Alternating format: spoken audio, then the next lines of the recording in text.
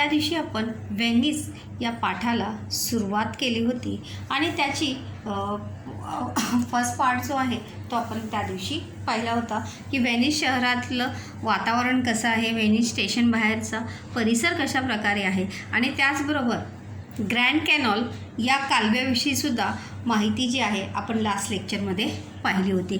त्यानंतर लेखक जेव्हा व्हेनिसच्या स्टेशन बाहेर उतरतात आणि ज्यावेळी त्या व्हेनिस शहराची ते सफर करतात, व्हेनिस शहरामध्ये फिरतात, तर त्यावेळी लेखकाला कोणकोणते अनुभव आले त्याचबरोबर लेखकाचं व्हेनिस शहराविषयी कोणतं मत झालं ते आपण या ठिकाणी पाहणार आहोत. चला तर पुढे पाहूया. कारण हे पाण्यातले असे जगातले एकमेव अद्भुत शहर आहे. अद्भुत म्हणजे वेगळे आणि एकमेव मतलब ओनली वन. जैसे कि मैंने लास्ट टाइम भी बताया था की व्हेनिस हे इटली देशातील एकमेव असं वेगळं असं शहर आहे की ज्याला पाण्यातील शहर असं म्हणतात.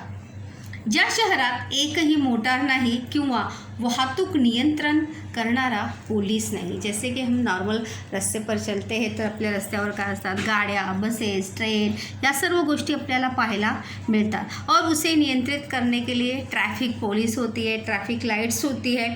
फिर हमें उन सभी नियमों का पालन करते हुए हमें रास्ते पे चलना होता है. परंतु व्हेनिस शहरामध्ये आपल्याला असं काहीही पाहायला मिळणार नाही, कारण की तिथे रस्ते नाईट्स किंवा रस्त्यावर चालणाऱ्या मोटारसुद्धा नाहीत, ट्रॅफिक लाईट्स नाहीत आणि रस्त्यावर धक्काबुक्की नाही. धक्काबुक्की म्हणजे एक दूसरे को खींचना, ओढणा, आरडा ओरडा, गडबड, गोंधळ हे काहीही आपल्याला पाहायला त्या ठिकाणी मिळणार नाही. ट्रॅफिक लाईट्स नाही आहे. इसलिए जगातील हे एकमेव मतलब एकटे असं शहर आहे, कारण याला खऱ्या अर्थाने रस्तेच नहीं. अगर देखेंगे तो यहाँ पर एक भी रास्ता जो है हमें दिखाई नहीं देगा, कारण की सगळीकडे जर पाहिलं आपण तर रस्त्यावर काय पाहायला मिळणार आहे आपल्याला, पाणीच पाणी. सगळीकडे जहाँ तक हमारी नज़र जाएगी वहाँ तक हमें पाणीच पाणी आपल्याला पाहायला मिळणार आहे. हे त्या प्रश्नाचं उत्तर आहे की व्हेनिस हे जगातील एकमेव पाण्यावर तरंगणारे शहर आहे. असे का? कारण याला खऱ्या अर्थाने रस्तेच नाही आहेत, ते कालवे, फक्त कालवे आणि त्यांना जोडणारे पूल. कालवे म्हणजे छोटीसी नदी. यहाँ पर नदी, कालवे म्हणजे काय, नदी आणि उन नदियों को, सभी नदियों को किंवा त्या कालव्यांना जोडणारा काय आहे, ब्रिज, पूल जो आहे, ज्या सर्व नद्यांना त्या पुलाने काय केलेलं आहे, जोडलेलं आहे. कालवे जो है ये इसका अनेक वचन है आणि याचं एक वचन काय होणार आहे, कालवा. एक कालवा, अनेक कालवे. त्यानंतर पूल, पूलचं एक वचन आणि अनेक वचन जे आहे ते सेम असणार आहे. एक पूल, अनेक पूल. आपण असं म्हणू शकत नाही पुले, तर काय त्याचं एक वचन आणि अनेक वचन जे आहे ते सेम असणार आहे. त्यानंतर इथे रस्ते पण आलं होतं. रस्ता आणि रस्ते जे आहे हे याचं काय आहे, अनेक वचन आहे आणि रस्ता जे आहे ते एक वचन आहे. रस्त्याचा समानार्थी शब्द काय होणार आहे, मार्ग, रस्ता. आईच्या गळ्यात मुलाने हात, यहाँ पर देखो एक उदाहरण दिलेलं आहे, उपमा अलंकार, ज्या हिंदी में अलंकार पढ़ रहे हैं, मराठीमध्ये सुद्धा होता अलंकार आहेत. तर यामध्ये लेखकने वहाँ पर किसकी उपमा दी है, नदियों को, कालव्यांना लहान मुलाची उपमा जी आहे दी है. यहाँ पर देखेंगे तो हम, आईच्या गळ्यात मुलाने हात टाकावा तसे हे फूल, मतलब जिस प्रकार से बड़े ही प्यार से माँ जो है छोटा बच्चा जो है माँ के गले में हाथ डालता है और अपना प्यार जताता है, उसी प्रकार से ये सभी फूल जो है किससे जुड़े हुए हैं, कालव्यांना काय झालेले आहेत, जोडलेले आहेत. मुलाने हात टाकावा तसे हे पूल. लाडिक आणि प्रेमळ. लाडिक याने प्यारे आणि प्रेमळ याने भरे. लाडिक याने लाडला, त्याचा समानार्थी शब्द लाडिक याने हिंदीमध्ये त्याला म्हणतात लाडला, आणि प्रेमळ म्हणजे सुद्धा काय, प्यारा. हा गाव म्हणजे रूढ़ अर्थाने शहर नवेच.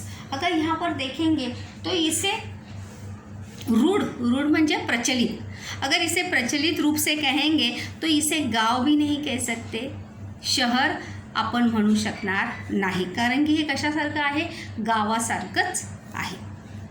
तर अनेक छोट्या बेटांचा हा पुंजकाच आहे. पुंजका म्हणजे काय, समूह. पुंजका म्हणजे काय, समूह. छोट्या बेटांचा मतलब जहाँ पर छोटे छोटे पहाड़ है, नदी है और वहाँ पर लोग रहते हैं, मतलब पाण्याने विस्तारलेलं असं क्षेत्र जे आहे पहाड डोंगराचं त्याला म्हणतात बेट. काय म्हणतात, बेट. आणि पुंजका म्हणजे समूह. पुंजकाचं अनेक वचन होणार आहे पुंजके, आणि बेट बेटे याचा अनेक वचन होणार आहे बेट बेटे.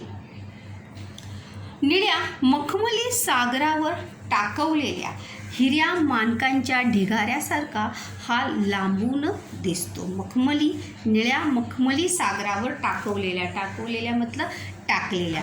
जिस प्रकार से मानो नीले समुद्र के ऊपर, किसी नीले समुद्र में मानो हीरे मानिक मोती के ढेर ऐसे पड़े हुए, वैसे ही हमें क्या दिखाई देता है, ती बेट. बेट म्हणजे काय, छोटे छोटे, मतलब जैसे यहाँ पर एक नदी है, जैसे यहाँ पर एक नदी है, वहाँ पर एक नदी है, और उस नदी के आसपास या नदी में पानी में ही पूरा गांव या शहर जो है वो क्या है, बसा हुआ है.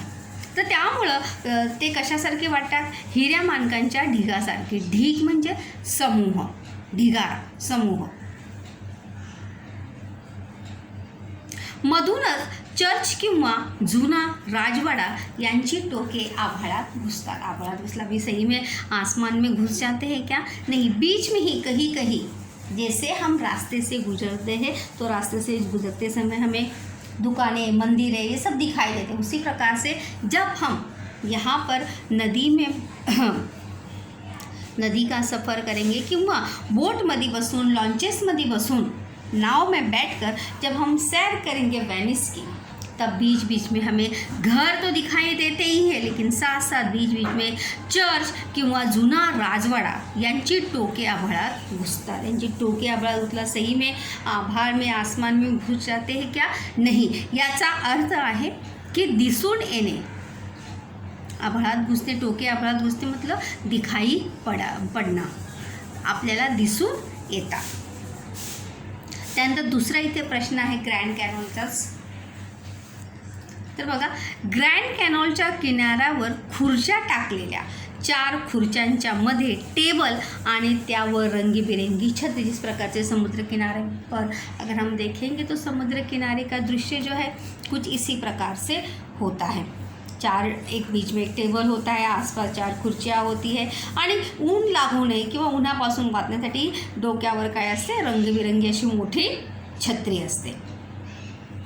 त्या खुर्च्यावर बसून कॉफी घेत समोरून सरकणाऱ्या विविध आकारांच्या आणि अनंत प्रकारचे, अनंत म्हणजे खूप, अनंत म्हणजे काय, खूप, अनंत या शब्दाचा अर्थ काय आहे, खूप जास्त प्रकारांचे उतारू. उतारू म्हणजे प्रवासी, यात्री.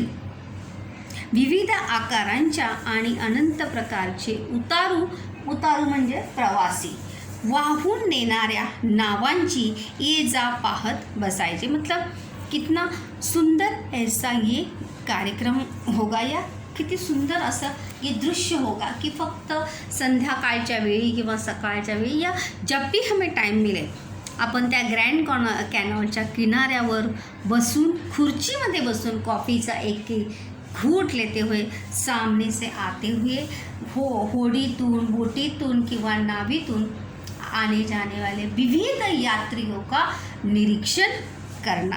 इससे बड़ी कोई गम्मत किंवा यामध्ये जी गम्मत आहे वो और किसी चीज़ में जो है वो हमें देखने को कदापि भी मिल सकती नहीं. तीच गंमत या नावातून प्रवास करणाऱ्यांनाही पाहायला मिळते. मतलब जो आनंद वहाँ पर बैठकर लेने वाले को मिलता है, वही आनंद या वही अनुभव जो है, जो यात्री वहाँ पर नाव में बैठे हैं या होड़ी में बैठे हैं, उन्हें भी यही अनुभव देखने को मिलता है, क्योंकि वो भी अपने आसपास, फक्त हमारी बोट में, जिस बोट में वो बैठे हैं वहाँ भी बहुत सारे लोग हैं, साथ ही साथ जब नदी में उनके आसपास में से भी बहुत सारी बोट जो है वहाँ पर चल रही है, तो उस बोट में जितनी बोट चल रही है उन सभी बोटों में विविध लोग भी उन्हें वहाँ पर देखने को मिलते हैं. एक नाव अनेक नावा, त्याचं अनेक वचन आहे. आणि होडीचं पण काय होणार आहे, एक होडी अनेक होड्या. डेकवर येऊन किनाऱ्यावरच्या निरुद्योगी म्हणजे काही काम नसणाऱ्या, निरुपयोगी नहीं होगा, निरुद्योगी मतलब बिनकामाच्या. संत म्हणजे एकदम आराम से चलना, शांत, चित्र विचित्र प्रवाशांकडे पाहत पुढे पुढे सरकायचे. अभी यहाँ पे बहुत सारे यात्री या प्रवासी जो है विविध बोटियों में से, होड़ियों में से उतरते हैं और उनकी तरफ देखना हर एक का, ये क्या है, निरुद्योगी काम, बिन कामाचं, म्हणजे ये करने से कोई प्रॉफिट मिलने वाला है क्या, किसी को देखकर नहीं, ना ही हमें इस काम के पैसे मिलने वाले. हे काय है, निरुद्योगी म्हणजे उपयोगाचं काम नहीं, लेकिन फिर भी कुछ लोग जो है ये देखने में भी आनंद लेते हैं. हे शहर निरुद्योगांसाठीच आहे याची शंका नहीं. मतलब लेखक का ऐसा ये मानना है कि ये शहर जो है वो किसके लिए है, निरुद्योगियों के लिए. निरुद्योगी मतलब बिन कामाची माणसं, जिनके पास कोई भी काम नहीं, जो खाली बैठे हैं, अशा लोकांसाठी हे शहर आहे. इसमें कोई भी डाऊट नाही आहे, इसमें कोई भी संदेह नहीं है. कारण इथे येणाऱ्या प्रवाशांना कसलीही घाई गर्दी नसते. म्हणजे इतने सुंदर वातावरण में आने के बाद यहाँ पर जितने भी यात्री आएंगे उन्हें आने जाने की कोई भी जल्दबाजी नहीं होती. न्यूयॉर्क, मुंबई, हाँगकाँग अशा शहरातल्या धावपळींपासून हे निवांत शहर सर्वस्वी अलिप्त आहे. सर्वस्वी म्हणजे पूर्णपणे आणि अलिप्त म्हणजे वेगळे. मतलब हमारे विश्व में जितने भी बड़े बड़े शहर हैं और जहाँ पे बड़े बड़े शहर रहते हैं वहाँ पर हर काम जो है घड़ी की सुई पर चलता है. वहाँ पर लोगों को दूसरों के लिए, दूसरों को देखने के लिए तो छोड़ो, वहाँ पर अपने खुद के लिए भी कुछ टाइम जो है वो उनके पास होता नहीं. तो जब ऐसे शहरों के लोग जब वेनिस जैसे शहर में आते हैं तो वहाँ पर उन्हें एक रिलॅक्सेशन वहाँ पर मिळता है, क्योंकि हे शहर जो आहे धावपळीपासून, धावपळ यानी कामाची धावपळ, काम का प्रेशर, कामाची धावपळ, कंप्लीशन का जो बर्डन सभी पे होता है, उन सभी से निवांत असं हे शहर, सर्वस्वी म्हणजे पूर्णपणे आणि अलिप्त म्हणजे वेगळं असं हे शहर आपल्याला पाहायला मिळतं. निवांत म्हणजे शांत, शहरचं अनेक वचन होणार आहे शहरे, आणि सर्वस्वी म्हणजे पूर्णपणे.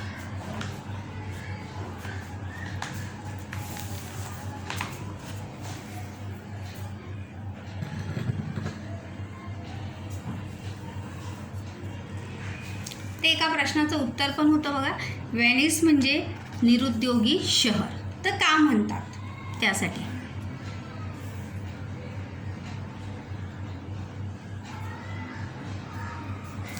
व्हेनिसचे रस्ते म्हणजे पाण रस्ते, जसे आपल्याकडे कसले रस्ते असतात, सिमेंटचे, मातीचे, चिखलाचे भरलेले असे रस्ते आपल्याकडे असतात. पण व्हेनिसचे रस्ते जे आहेत ते कशाचे रस्ते आहेत, पाण्याचे. कारण की सगळीकडे जिकडे पाहाल तिकडे आपल्याला काय पाहायला मिळतं, पाणीच पाणी असं पाहायला मिळतं असतात. याची कल्पना नसलेला एक मुनीम एकदा लंडनहून वेनिसला विमानाला आला. मतलब वहाँ पर लेखक ने एक कहानी, एक किस्सा यहाँ पर बताया है कि एक मुनीम यानी कारकुन, जिसे हम क्लर्क कहते हैं, ऑफिशियल वर्क करने वाला, एक क्लेरिकल काम करने वाला व्यक्ति जो है वो लंदन से वेनिस विमान से आया था। तो जब, क्योंकि उसे पता ही नहीं था की वेनिस में क्या आहे, सब रस्ते, सगळीकडे रस्ते जे आहेत ते काय आहे, पान रस्ते आहे, सगळीकडे पाणीच पाणी आहे। रस्त्यावर सगळीकडे पाणीच पाणी झालेले पाहून त्याने आपल्या मालकाला तार केली। तार यानी टेलीग्राम। देखो टेलीफोन वगैरह आने से पहले तार होती थी। तार म्हणजे ये अपनी मामूली तार नहीं है जो तार म्हणजे तुम्हाला वाटेल तार यानी टेलीग्राम, जो भी संदेश पहुंचाना है, मतलब पहले जो देखो लेटर वगैरह पहुंचने के लिए 8-10 दिवस लगाए। अगर हमें किसी का लेटर भेजना है तो 10 दिन 12 दिन लगते थे। लेकिन उससे भी अगर कोई बहुत ही जल्दी संदेशा भेजना है तो टेलीग्राम किया जाता था। तार, त्याला मराठीमध्ये काय म्हणतात, तार म्हणतात, हिंदी में इंग्लिश में त्याला टेलीग्राम जो है ऐसा कहा जाता था, जिसमें सिर्फ 1 या 2 लाइन ही हम लिख सकते थे कि तुम्हें ताबड़तोब निगुन या कोई भी जो सीरियस बात है बस उसी को 1 या 2 लाइन में लिखना होता था। तो इसीलिए उस मुनीम ने, उस व्यक्ति ने अपने मालिक को क्या किया, तार किया, टेलीग्राम किया और क्या बताया, वेनिसमध्ये पूर आला है। क्योंकि उसे पता ही नहीं था कि वेनिसचे रस्ते जे आहेत ते काय आहे, पान रस्ते आहेत। और वो अपने मालिक को फ़ोन करके कहता है कि वेनिस में क्या आई है, बाढ़ आई है, सगळे रस्ते पाण्याने तुडुंब आहे। तुडुंब भरणे म्हणजे पूर्णपणे भरणे, वाक्यप्रचार पण आहे, तुडुंब भरणे म्हणजे पूर्णपणे भरणे। परत येऊ की पूर ओसरेपर्यंत वाट पाहू ते कळवा। और अपने मालिक को भेजता है कि मैं वापस आऊँ, लौट कर वापस आऊँ, क्या बाढ़ का पानी कम होने तक मैं वहीं पर इंतज़ार करूँ। मतलब जिस व्यक्ति को वेनिस या शहराविषयी माहिती नसेल, उस व्यक्ति की जब वो पहली बार वेनिस शहर को देखेगा तो उसकी राय ज़रूर ऐसी ही होगी। त्यानंतर पुन्हा एकदा प्रश्न आहे बघा, वेनिस म्हणजे अफाट जलदर्शन। अफाट म्हणजे मोठी, अफाट म्हणजे मोठी, जलदर्शन, जल म्हणजे पाणी, दर्शन म्हणजे सगळीकडे पाणीच पाणी। वेनिस म्हणजे केवळ कालव्यांचेच नव्हे तर कालव्यातही तरंगणारे शहर। वेनिस जो है कालव्यांचे मतलब नदियों का शहर नहीं, बल्कि नदियों में तैरने वाला शहर है। यहाँ पर देखिए उद्गारवाचक चिन्ह यहाँ पर आया है, उद्गारार्थी वाक्य है ये। यहाँ पर भी उद्गारवाचक चिन्ह आया है। इथे दुहेरी अवतरण चिन्ह आलेले आहे, इथे स्वल्पविराम आलेला आहे, इथे पूर्ण विराम आलेला आहे। एक प्रचंड उत्साह आणि उत्सव। उत्साह म्हणजे जोश, आनंद, लयलूट, प्रचंड म्हणजे खूप, आणि उत्सव म्हणजे सन त्योहार। अभी वहाँ पे उत्सव का मतलब सन त्योहार नहीं, खुशियों भरा दिन। यहाँ पर जैसे हम कहते हैं कि अगर हम मन से खुश है तो हर दिन क्या किस में तब्दील होता है, त्योहार में तब्दील होता है। तो जाहिर सी बात है अगर हम ऐसे वातावरण में जाएंगे और अगर इस प्रकृती निसर्गाने बनवलेल्या अशा एका शहरात जर आपण दर्शन घेतलं तो वो दिन हमारे लिए किसी उत्सव से कम नहीं होगा। 2 दिवसांच्या निवांत म्हणजे आरामात मुक्कामानंतर, मुक्काम करणे म्हणजे राहणे, हे गोड कलासक्त आणि निळ्या पाण्यावर तरंगणारे शहर सोडताना मनाला खूपच हुरहुर वाटली। मनाला हुरहुर वाटणे म्हणजे मन बेचैन होणे। वाक्य प्रचार है, जब लेखक 2 दिन वहाँ पर रहने के बाद वेनिस शहर पूरा घूम कर देखने के बाद जब ये कलासक्त म्हणजे कलेने भरपूर यानी निसर्गाची पूर्ण असीम कृपा जो है वहाँ पर वेनिस शहर पर हमें दिखाई दे रही थी। और ऐसे नीले पानी पर नीले पानी पर तरंगने वाले शहर को जब छोड़कर लेखक जब अपनी मातृभूमि लौटने लगे तब लेखक का मन क्या होने लगा, बेचैन होने लगा। लेखक की जगह अगर और कोई भी दूसरा भी व्यक्ती होता तो ज़रूर उसका मन जो आहे कुछ पल के लिए जरूर बेचैन होता, कारण की अशा आनंदी आणि सुंदर वातावरणाला सोडून येताना हर किसी का मन जो है क्या होगा, बेचैन होगा, मन को तकलीफ ज़रूर होगी। इसमें स्वमत का एक प्रश्न है की तुम्ही पाहिलेल्या प्रेक्षणीय स्थळाची माहिती तुमच्या शब्दात लिहा। हा एक स्वमताचा प्रश्न आहे। दुसरा एक स्वमताचा प्रश्न आहे की जे तुम्ही कधी कोणत्या अशा ठिकाणी गेला आहात का की ज्या ठिकाणी गेल्यानंतर तुम्हाला खूप खूप आनंद झाला आहे, त्या आनंदाचे वर्णन तुम्ही तुमच्या शब्दात करा। किंवा असंही होऊ शकतं की वेनिस शहराचं वर्णन तुम्ही तुमच्या शब्दात कल्पना करून लिहा, कारण की आपण स्वतः तर वेनिस शहर जे आहे ते प्रत्यक्षामध्ये वेनिस शहर आपण पाहिलेलं नाही, तर कल्पना करून म्हणजे जर अजून दुसराही स्वमताचा प्रश्न येऊ शकतो की जर वेनिस शहराला पाहण्याची तुम्हाला जर संधी मिळाली तर तुम्ही तेथे गेल्यानंतर काय काय कराल।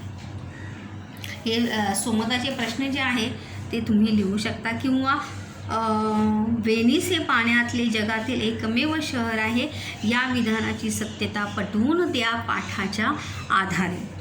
आणि तुम्हाला तुम्ही पाहिलेल्या किंवा तुम्हाला आवडलेल्या कोणत्याही स्थळाचे वर्णन तुमच्या शब्दात करा, क्योंकि जहाँ भी हम पिकनिक के लिए जाते या घूमने के लिए जाते वो जगह जो है हमें मन ही मन सुकून देती है, आनंद आपल्याला त्या ठिकाणी गेल्यानंतर नक्कीच मिळतो। तर अशा प्रकारे मुलांनो आपण हे आपलं या इस टर्म का हमने पहला स्थूल वाचन यहाँ पर देखा है, ते म्हणजे वेनिस।